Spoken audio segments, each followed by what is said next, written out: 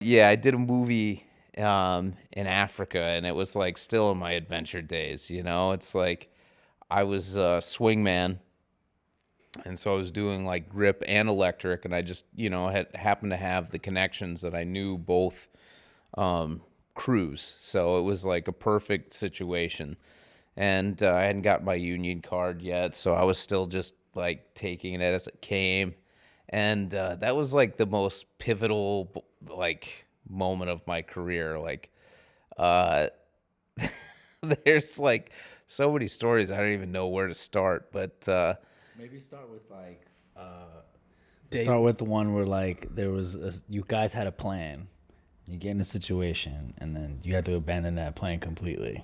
yeah, well, I mean that started day one because they had like 2 weeks of like, we're not gonna take this gear. We'll just get it over there. And they spent like 2 weeks looking for ladders. They couldn't get Oh ladders. my We god. were in West Africa, and it was like, I will tell you, like we.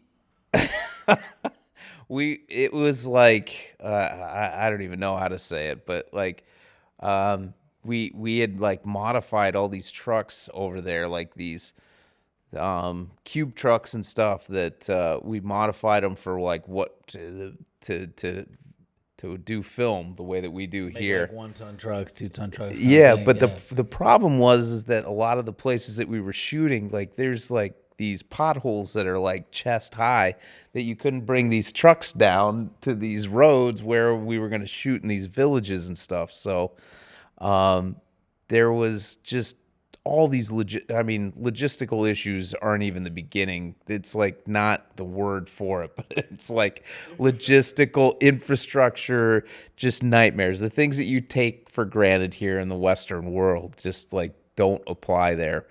And we had it was a war movie, so we had like the help of the Ghanaian army, and we had like UN support, and we had like all these armorers and stuff that had been on the Mad Max movies and stuff, and they had come up for this, and so it was like crazy once in a lifetime kind of experiences. And I had given myself a nickname unbeknownst to me, right? So like our driver was like, "Oh, Mister like Bert," they would had big beard like this dude that I was working with. He's like, "Oh, we call you Mister Abujase, right?" And that was like means beard. And so I was like, "Well, how do you say fat guy?" And he was like, "Oh no, I can't say this." And I was like, "Nah, just tell me." And so little did I know for the next 3 months that this is gonna follow me around, like this was gonna be my name. But so there's like the word is like Obolo, right? We were in Ghana, so like the it's like, but what it means is fat lazy man, right? It's like spreads like wildfire, right? Meanwhile, I'm not being lazy. I'm getting my ass kicked every day. Like sunrise, sunset, sweating on the equator, like suffering for my art. I got into this business to make movies, not money. And every day there's like people going, "Fat lazy man, fat lazy man," like chanting it like I'm a pro wrestler or something. But like literally, I'd be like carrying these like jib arms. We're building cranes on the side of mountains, like carrying jib weights up the side of mountains. And there's like dudes with AK-47s above their head going, "Obolo, Obolo," but really, they're like yelling, "You fat fuck, you fat lazy fuck." I was like, I don't feel fat or lazy right now because I'm getting my ass kicked. But so this goes on for months, and then like 6 weeks into this, I embrace it. You just got to roll with the punches, right at Yeah. that point. And so, so this is all happening, and they bring around like craft services in Western Africa. I have to tell you, leaves a little bit to be desired if you're like working in New York and they have a truck and you can go over there and order specifically like this is how I want my coffee, and they'll do, this. Do you have oat milk?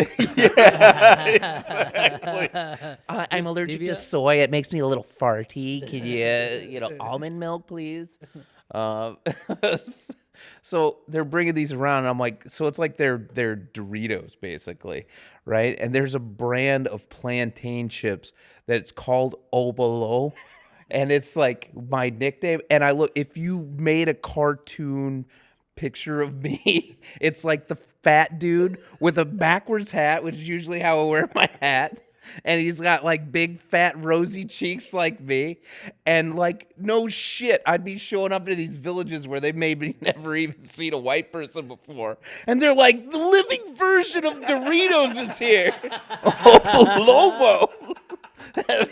As I see this, I'm like, I can't even believe this is real. I was like, am I in the Truman Show? Maybe I'm still am. Is this part of the Truman Show? Telling the story, I was like half delirious with the malaria medicine I was on, and I was like, am I in Lost? Am I dead? Am I in purgatory right now? This is like, well, I can't even believe this is actually happening. So that was, just another day in the life of making movies, right? Oh man. So what happened? Did you guys get all the gear in Africa, or did you end up just having it all shipped in? Like what? Well, Since you couldn't find ladders, I mean that's kind of like step one. Modify those trucks, but you couldn't drive them down those roads. it's so funny. So like we'd have safety meetings like this. It would be like, okay, if you get bit by a snake, try and kill it so we can identify it to see if it's poisonous. God. I'll be like, do we really need dolly track in this jungle over here? Can we just go handheld, please? That was a real safety meeting we had. I was like, oh my God.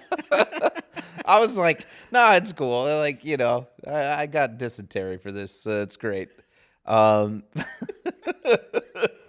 But so a lot of the gear was so there's a huge film industry in Africa. So we were right next door to Nigeria. Some of it came from there.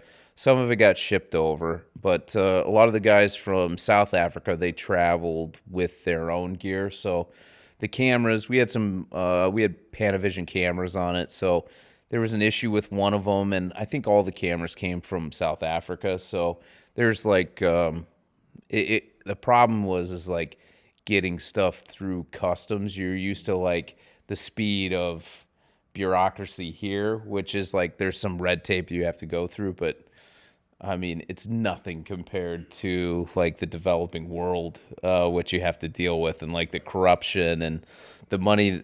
It's like strangely every shipment always had to have somebody go with a handler to the airport to whatever dealings are going to happen. And their local currency was cedis. It was always the cedis were the answer, right? So like whatever money had to exchange to whatever official wherever that was in the right spot, that's where your gear would get released.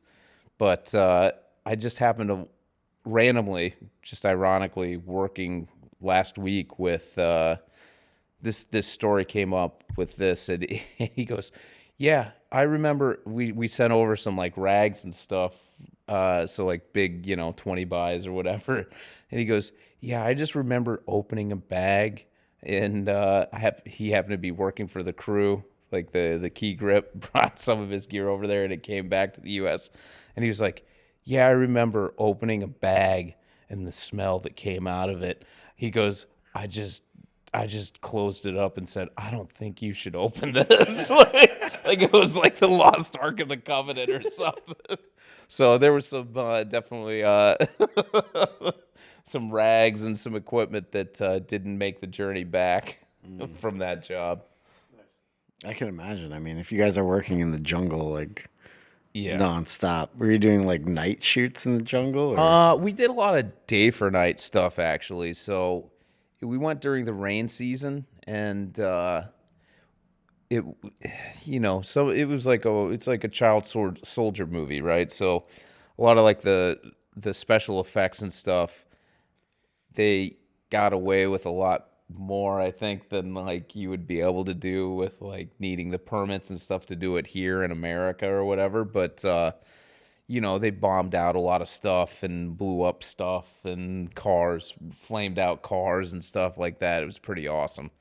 But it was still, as the logistics were hard, but the level of professionalism around like the crew and everything is like top notch people, right? So like the top notch special effects and props, and everybody was just like on top of their game. Like the art department, it was just amazing. Like they made these villages and stuff that were like gonna get blown up and stuff. It was just really amazing, the level of craftsmanship that was across the board on that one. So as far as like that goes, there's a ton of like funny stories and circumstances that happened on the job that you focus on, but the actual work and stuff, it's like it was a really intense experience, but everybody was like on the top of their game and really put together a great movie. And that movie is Beasts of No Nation, so it was one of the most challenging jobs that I've ever been on, but also it's like definitely one of those things where anybody that worked on it has to be proud of it, because the end result was we made a pretty good movie. And despite all of the setbacks and once in a lifetime kind of experiences that I'm sure my stories aren't unique. The Obolo thing was kind of crazy. 'Cause, like, I think we have to find that bag of Doritos. With the Obolo. Photo of that bag. I can take a picture of it. I still have the bag at my apartment, so I definitely that was a unique thing, because even though like one of the armors, the South African, he's like he's like, you have a following. He's like, these people, they wait for you and they cheer you. He's like, I've never seen anything like it. And I was like, yeah. And he goes, no, they follow you. He goes, with the training we've given them, and he goes, the way they follow you, he goes, you could probably take over this country. I was like, yeah. And he goes, I'm serious. I was like, And with the armorer by your side, you definitely could. Yeah, give me all your bullets, and I've Currency out there. The currency is Doritos. I felt just like like when Samwise gets the ring and like in the Lord of the Rings, he's just this big dumb simple idiot. He's like, I don't know what to do with this power. You know what? Let's take over the world. I've always wanted to be an African warlord, deep in my heart.